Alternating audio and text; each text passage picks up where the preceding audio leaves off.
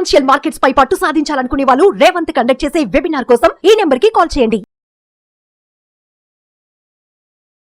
నమస్తే, welcome to Suman TV. నేను విష్ణు. ప్రస్తుతం పాటు QPFP qualified person finance professional Chakravarthy గారు ఉన్నారు. వారితో మాట్లాడదాం. సార్ నమస్తే. సార్ చక్రవర్తి గారు. నమస్తే విష్ణు గారు. సార్ చక్రవర్తి గారు, welcome to Suman TV sir. Thank you so much అండి. రైట్, ఇవాళ టాపిక్ ఏంటంటే రిటైర్మెంట్. మనం చిన్నపిల్లలప్పుడు రిటైర్మెంట్ అనే మాట ఎప్పుడు వినేవాళ్ళం అంటే మన ఇంట్లో పెద్దవాళ్ళు లేదంటే చుట్టుపక్కల తెలిసిన వాళ్ళు ఇంకొక 2-3 సంవత్సరాల్లో రిటైర్ అవుతారు అన్నప్పుడు రిటైర్మెంట్ గురించి మాట్లాడుకునేవాళ్ళు. అంటే ఇంకొక 3-4 ఇయర్స్లో రిటైర్మెంట్ అవుతారంట. అప్పటికి ఎంతో ఒక 20 lakhs 30 lakhs వస్తాయంట.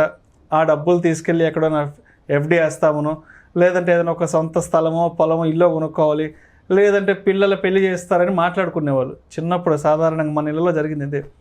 బట్ ఈ మధ్య ఏమైందో కానీ ఎస్పెషలీ ఒక 10 years నుంచి చూస్తే జాబ్ వచ్చిన ఇనీషియల్ డేస్ నుంచి అంటే 24, 25, 26 జాబ్ వస్తే జాబ్ వచ్చినప్పటి నుంచి రిటైర్మెంట్ గురించి మాట్లాడుకుంటున్నారు. చాలామంది అంటున్నారు, అదేంటి ఇప్పుడే కదా జాబ్లో జాయిన్ అయ్యావు, అప్పుడే రిటైర్మెంట్ ఏంటి? రిటైర్మెంట్ అనేది 60 ఏళ్ల వయసులో కదా ఆలోచించాల్సింది, 25-30 ఏళ్ల వయసుకి ఆలోచించాల్సిన అవసరం ఏముందంటూ కూడా చాలామంది అడుగుతుంటారు కదా. ఏంటి అంత నీడ్ ఏముంది? ఇంత ఎర్లీ కానీ ఇంత ఎర్లీ ఏజ్లోనే రిటైర్మెంట్ గురించి ప్లాన్ చేసుకోవాల్సినంత ఆవశ్యకత ఏముందంటారు అసలు? విష్ణు గారు, రిటైర్మెంట్ ప్లానింగ్ అనేది one of the most important concept in financial planning. అంటే ఎందుకు మోస్ట్ ఇంపార్టెంట్ అంటున్నా అంటే ఇది లైఫ్ టైం ఉంటుంది మనకు. వేరే మిగతా అన్ని ప్లాన్స్ మనకు ఎక్కడ వచ్చి ఎండ్ అయిపోతాయి. ఇది మాత్రం మనకు లైఫ్ టైం, మనం సర్వైవ్ ఉన్నంతకాలం మనతో ఉంటుంది.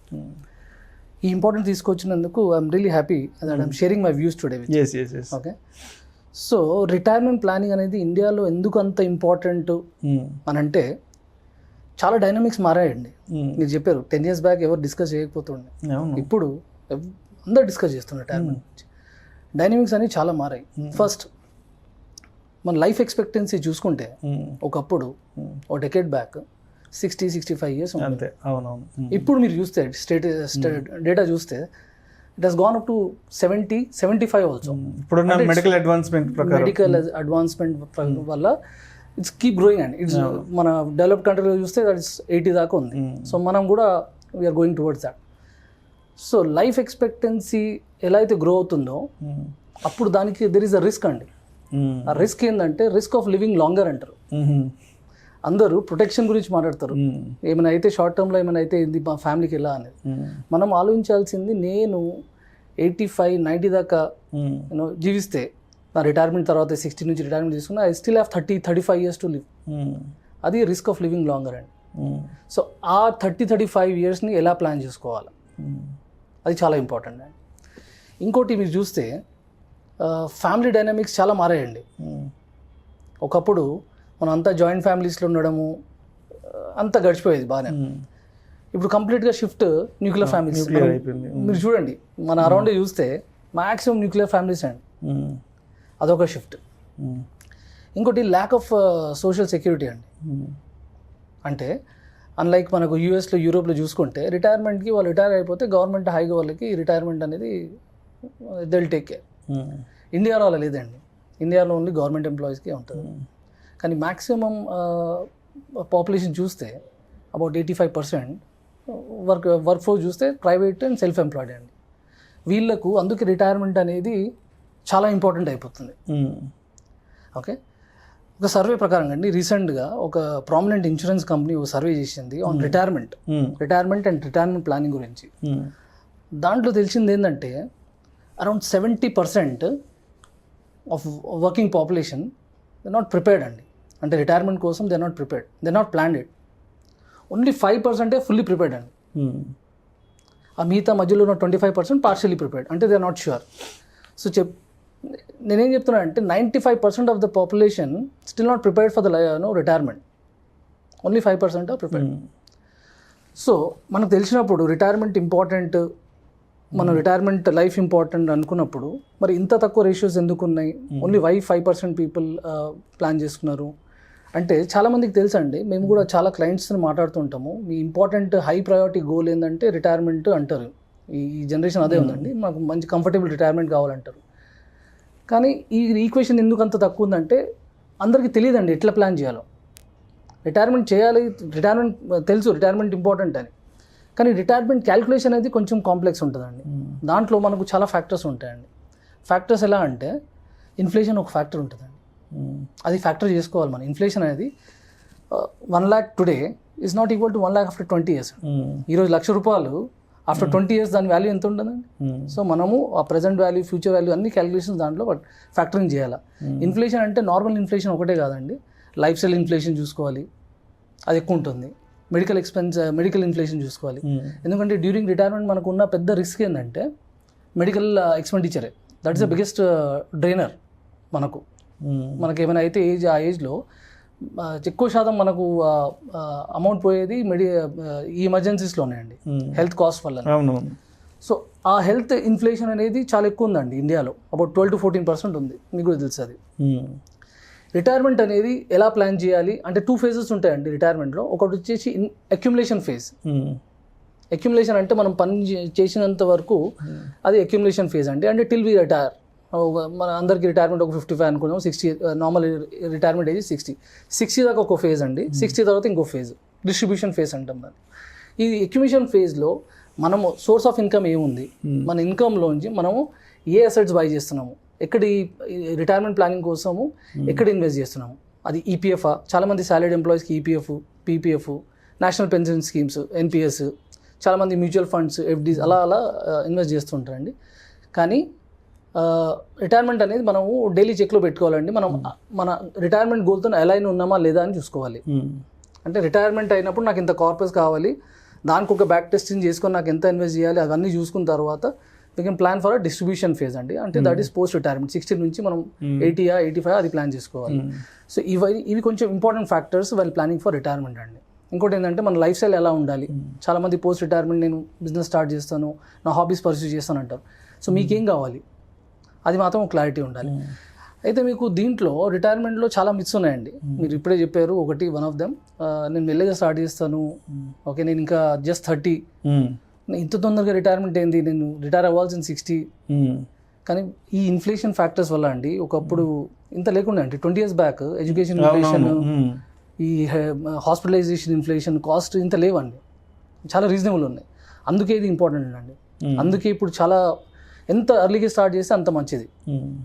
ఇప్పుడు జాబ్స్ కూడా మారాయండి. ముందులో 60 years పని చేస్తాను అట్లా చెప్పట్లేదు అందరూ. నేను 45కి రిటైర్ అవ్వాలి, 50కి రిటైర్ అవ్వాలి అని అంటున్నారు. సో అలాంటప్పుడు మీ non working year life is expanding అండి, your working life is shrinking. ఇంతకుముందు 20 నుంచి 60 దాకా పనిచేస్తుండే, 60 నుండి 70, 75 లైఫ్ ఎక్స్పెక్టెన్సీ ఉండింది. సో ఈజీగా గడిచిపోయేదండి. ఇప్పుడు వర్కింగ్ లైఫ్ షార్ట్ అవుతుంది. 20 years 15 years పనిచేస్తా అంటున్నారు, కానీ they are living longer. Okay, అందుకే రిటైర్మెంట్ ప్లానింగ్ అనేది చాలా ఇంపార్టెంట్ అండి. ఓకే, సో దీంట్లో ఒక డేటా ఉందండి, అది కూడా మీకు చెప్తాను. ఇంతకుముందు ఇంకో మిత్ అండి, ఇంకో మిత్ ఏంటంటే ఇంతకుముందు చిల్డ్రన్స్ ఉన్నారు, చిల్డ్రన్స్తోని మాకు రిటైర్మెంట్ అప్పుడు వాళ్ళు చూసుకుంటారా అనుకున్నారు. Your kids cannot be your retirement plan అండి. ఇప్పుడు అది లేదండి. ఎందుకంటే మీరు మీ చుట్టుపక్కల చూసుకుంటే మీ సర్కిల్లో ఒక middle class, upper middle class ఫ్యామిలీస్లో పిల్లలు పేరెంట్స్ అని ఉండరండి. ఇప్పుడు ఉండట్లేదు, చాలామంది బయటనే ఉంటారు, ఐదర్ ఫర్ జాబ్. మీరు చూసుకుంటే యూఎస్ ఆర్ వేరే స్టేట్స్ మన కంట్రీలోనే చాలామంది లేరండి పేరెంట్స్ అని. సో యువర్ రిటైర్మెంట్ ప్లాన్ అనేది కిడ్స్ బేస్ చేసుకుని చేయలేమండి ఈ మధ్యలో. బికాజ్ వాళ్ళ ఆస్పిరేషన్స్ ఉన్నాయి, వాళ్ళు గ్రో కావాలా లైఫ్లో, వాళ్ళ ఫ్యూచర్ చూసుకోవాలా, వాళ్ళ పిల్లల్ని చూసుకోవాలా. అందుకే your kids cannot be your retirement అండి. ఓకే, సో ఇంకోటి ఏంటంటే చాలామంది ఇది వాళ్ళ పేరెంట్స్ కూడా చేసింది లేదు, మనం అనుకుంది ఇంతకుముందు. వాళ్ళ పేరెంట్స్ కూడా ఎప్పుడు రిటైర్మెంట్ ప్లాన్ దీని గురించి డిస్కస్ చేయలేదు. సో వాళ్ళు కూడా ఇంపార్టెన్స్ తెలియదండి. సో అందుకే రిటైర్మెంట్ అనేది చాలా డిలే అవుతుంది. ఒక సింపుల్ కేస్ స్టడీ చెప్తానండి. రిటైర్మెంట్ చేసుకోవాలో తెలుసు, కానీ ఎలా చేయాలో తెలియదు అని చెప్పినందుకు ఒక ఎగ్జాంపుల్ చెప్తాను మీ కేస్ స్టడీ. ఒక పర్సన్ ఉన్నాడు, person A, okay, who is a early starter. ఆయన వచ్చి 30 years ఏజ్ 30 years ఉన్నప్పుడు is plan for his retirement అండి. ఇద్దరు క్లాస్మేట్స్ ఏ అండ్ బి. ఏ వచ్చేసి 30 yearsకే స్టార్ట్ చేశాడండి రిటైర్మెంట్. ఒక 25,000, ఒక క్యాల్కులేషన్ మీకు జస్ట్ నేను తీస్తాను. 20,000 చూద్దాం ఒకసారి, నేను just pull out the numbers. 30 years time ఉంది దానికి. 20,000 ఎస్ఐపి చేశారండి, 15% రిటర్న్. ఓకే, ఆయన బిల్డ్ చేసిన కార్పస్ 11,26,35,000 అండి. 30 సంవత్సరాలు 30 సంవత్సరాలు ఆయన కట్టింది టోటల్ 72 lakhs ఎస్ఐపిలో. పర్సన్ బి హిస్ ఫ్రెండ్, ఇద్దరు కూర్చొని సేమ్ టేబుల్ షేర్ చేస్తారు. రాము శ్యామ్ అనుకోండి, రామ్ ఏమో 30 స్టార్ట్ చేసిండు, శ్యామ్ 40 స్టార్ట్ చేసి నాకు ఎందుకు రిటైర్మెంట్ మెల్లగా చేస్తా, నాకు ఇంకా టైం ఉంది కదా అనుకున్నాను. ఆయన 40 స్టార్ట్ చేశాడండి. అదే సేమ్ 20,000 20 years టైం ఉంది ఆయనకి, అదే 15% రిటర్న్ అండి. ఆయనకు వచ్చిన వాల్యూ ఎంత అనుకుంటున్నానండి, జస్ట్ వైల్డ్ గెస్ చేసుకోండి. ఆయనకి 11,60,000 వచ్చింది, 11 crores అయింది అప్రాక్సిమేట్లీ. ఈయనకి 2.65 crores ఉందండి. జస్ట్ ఒక 10 years లేట్ అయింది. 10 years లేట్. 10 సంవత్సరాల్లో కాంపౌండింగ్ ఎఫెక్ట్ అనేది ఎంతగా రిజల్ట్ ఇచ్చిందో చూడాలి అక్కడ. అందుకే 8th wonder of the world Einstein ఊరికే అనలేదు. ఆయన ఒక 10 years లేట్గా చేయడం వల్ల 2 కోట్లతో కార్పస్ సరిపెట్టుకున్నాడు. ఈయన ఒక 10 years ఎర్లీగా చేయడం వల్ల ఆల్మోస్ట్ 11 crores అయ్యాడు. So that is the power of compounding. That's the power of compounding. This is a term అండి for this, the cost of deferment అంటారు. నాకు ఇప్పుడే అవసరం లేదని ఒక 10 years డిఫర్ చేశాను అంతే. నేను మొత్తం నా అవుట్లో 42 lakhs 48 lakhs ఉంది ఇక్కడ, అక్కడ 72 lakhs, 20 lakh కాస్ట్ డిఫరెన్స్. కానీ కార్పస్ డిఫరెన్స్ చూస్తుంటే 8 crores 8.5 crores డిఫరెన్స్ అండి. 10 years of negligence. 10 years of negligence, that's a cost of deferment. అందుకే ఇప్పుడున్న సిచ్యువేషన్ బట్టి మన కాస్ట్ ఆఫ్ ఇన్ఫ్లేషన్ చూసుకొని ఎంత అర్లీగా స్టార్ట్ చేస్తే అంత మంచిదండి రిటైర్మెంట్. దానికోసం ఇప్పుడు ఈ మధ్య మీరు చాలా వింటున్నారు ఈ టర్మ్స్, ఫైర్ అని, ఫైర్ కాన్సెప్ట్, ఫైర్ 40 years కి ఫైనాన్షియల్ ఇండిపెండెన్స్ అని ఈ కాన్సెప్ట్ చాలా వింటున్నారండి. ఫైనాన్షియల్ ఇండిపెండెన్స్ వచ్చేయాలి, 35కి వచ్చేయాలి, 40కి వచ్చేయాలి. సో పాయింట్ ఏంటంటే రిటైర్మెంట్ ప్లానింగ్ అనేది చాలా ఇంపార్టెంట్. మనము చాలా అండర్ లుక్డ్ ఆల్సో అండి, అంటే మనం అంత పట్టించుకోము. చాలా లేట్ 40s 50s వచ్చిన తర్వాత మన స్ట్రీమ్ అనేది చేస్తాం మన రిటైర్మెంట్ ప్లానింగ్ గురించి, అరే ఇప్పుడు ప్లాన్ చేయాలని. కానీ that will be little late అండి, ఎందుకంటే 2 crores కార్పస్ నుంచి మనం యాన్యుటీ పెట్టుకుంటే ఎంత వస్తుందో ఆ క్యాలిక్యులేషన్ మనం సపరేట్గా మాట్లాడదాము. కానీ ఈరోజు నా కాంటెక్స్ట్ ఏంటంటే ఇది డిఫరెన్స్ అని చెప్తామని నేను చెప్తున్నానండి. ఓకే, సో నేను చెప్పాల్సిన మెసేజ్ ఏంటంటే ఇట్స్ నెవర్ టూ లేట్ అండి. మీరు ఎంత అర్లీగా అయితే అంత తొందరగా రిటైర్మెంట్ ప్లానింగ్ అనేది స్టార్ట్ చేసేయాలండి. స్టార్ట్ చేస్తేనే మీకు కాంపౌండింగ్ బెనిఫిట్ వస్తుంది, రిటైర్మెంట్ కార్పస్ అనేది బిల్డ్ అవుతుంది. Okay, so that is one అండి. స్మాల్ బట్ కన్సిస్టెంట్ అండి, అంటే some part of your money 5% 10% చేసినా okay, but it has to align with your future goals. Okay, so ఫైనల్గా అండి, to conclude this topic, retirement అనేది చాలా మంది ఇట్స్ అన్ ఎండ్ అనుకుంటారు, but it's a new beginning. Okay, beginning లోనే చేయాలి, ending లో కాదు retirement planning. Retirement is not an end అండి, ఇట్స్ అ న్యూ బిగినింగ్. మీ యొక్క గోల్డెన్ ఇయర్స్ అవి. రిటైర్ అయితే your spending your complete time with your family, your లీజర్గా ఉన్నారు, మీరు ఏం కావాలంటే అది చేసుకోవచ్చు. జాబ్ లైఫ్లో ఉన్నప్పుడు మనం అనుకుంటాం మరే నేను టైం లేదు అవన్నీ అని. రిటైర్మెంట్ అనేది మీకు చాలా ఇంపార్టెంట్ ఇయర్స్. ఈ important years, crucial years, critical ఇయర్స్కి మీరు ఎలా ప్లాన్ చేసుకుంటారో, ఈరోజు ఎంత కంఫర్టబుల్గా ఉండాలా మీ రిటైర్మెంట్ లైఫ్ అనేది మనం ఈరోజు ప్లానింగ్ బట్టి డిసైడ్ అయ్యి చేస్తామండి. So I want to end on this note. Thank you sir, thank you so much Chakravarthi garu. Thank you Vishnu గారు. రిటైర్మెంట్ ప్లానింగ్ అనేది ఎర్లీగానే ఎందుకు ప్లాన్ చేసుకోవాలి, అండ్ రిటైర్మెంట్ ప్లానింగ్ విషయంలో కొంత డిలే చేసిన, అశ్రద్ధ చేసిన, అది ఎండ్ ఆఫ్ ది డే మనం కార్పస్ని తెచ్చుకునేటప్పటికి అది ఎంత ఇంపాక్ట్ చూపుతుందని చక్కగా తెలియజేస్తే thank you so much sir. Thank you Vishnu గారు.